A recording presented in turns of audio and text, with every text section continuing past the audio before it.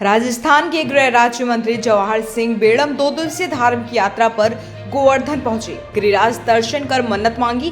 गुरु कृपा गार्डन में पार्टी कार्यकर्ताओं ने मुकुट पहनाकर स्वागत किया। राधाकुंड में गुज्जर आश्रम में संतों का आशीर्वाद लिया।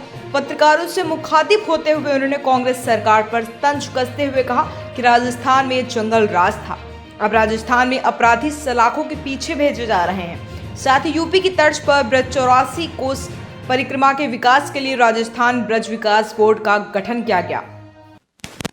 के दौरे पर हूँ।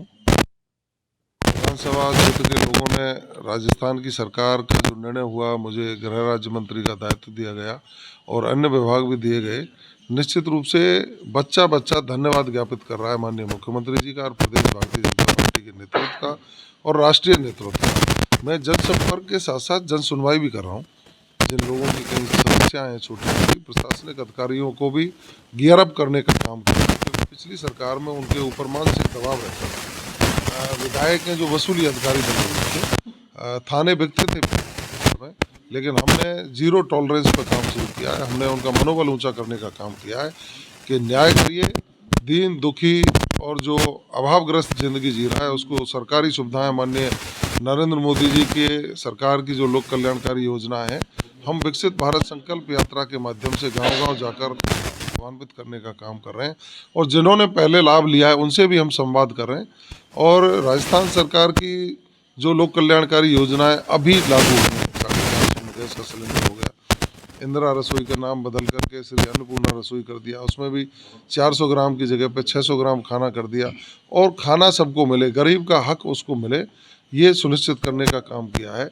यानी कि आपको जो नकल है उसके खिलाफ हमने एक SIT का गठन कर दिया है और राजस्थान में अपराध नहीं हो, अपराध मुक्त राजस्थान हो, इसके लिए पुलिस को सक्रिय कर दिया गया है। आपका पड़ोसी जिला है डीग जिला, आप देखिए वहाँ जा करके पुलिसिंग इतनी मजबूत हो गई है कि परिंदा भी पर मारने में संकोच कर रहा है, हिचकिचा रहा है, डर रहा है। और मैं कह रहा हूँ कि इतना तंत्र मजबूत कर देंगे कि जनता भय मुक्त जीवन जिएगी। पहले के साये में रहते थे, अपराधी खुलेआम मोटरसाइकिलों पर घूम करके गाय का मांस बेचने का काम करते थे, ऑनलाइन ठगी, OLX और सेक्सटॉर्शन के केसों की यह भरमार थी।